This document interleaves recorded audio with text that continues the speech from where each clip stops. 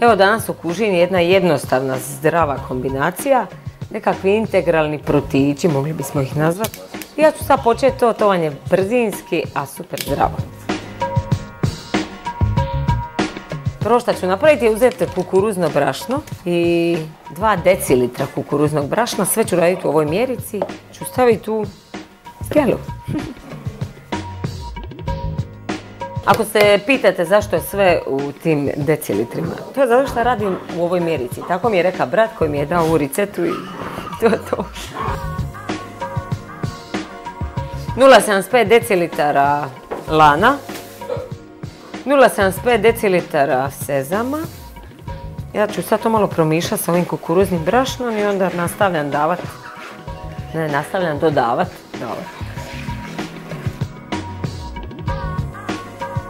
0,50 decilitara suncokretovih sjemenki i 0,50 decilitara bundevinih. Sad ću ja to malo popaprit, posoliti i onda ću dodati maslinovog ulja. Maslinovog ulja ide samo 1 dec. Ovo je neko kupovno, ali dobro miriše. Da neki sponzor se javi, ovako bi njega super reklamirali.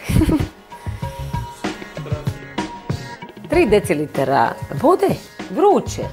Ne treba biti ono baš vrila, nego vruće iz špine.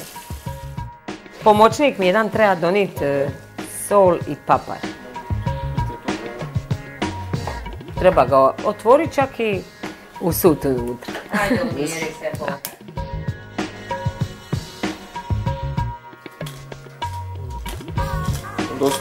Još?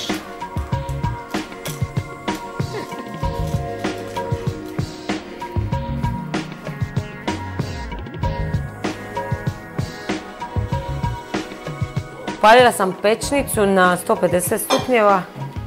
Sad ću izliti ovu cijelu smjesu na masni papir, naravno u škrovadu.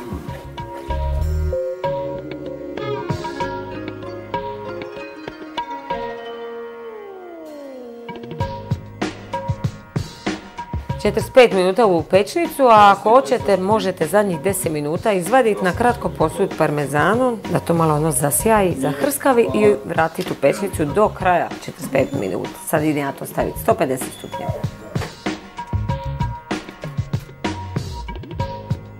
Rekla sam 10 minuta prije kraja, po želji posut parmezanom. Mi imamo tu želju pa ćemo posut parmezanom.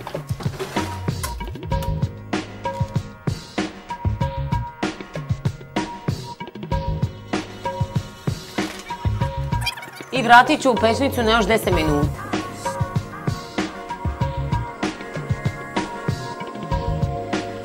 Punih 45 minuta isteklo, a vama je kraće.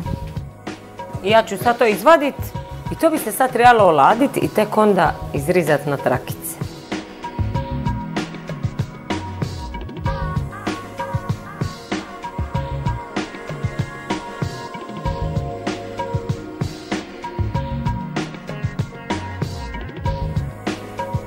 Sljedeći put ćemo nešto možda malo žešće spremiti. Žešće izaberite u kojem smislu mislim.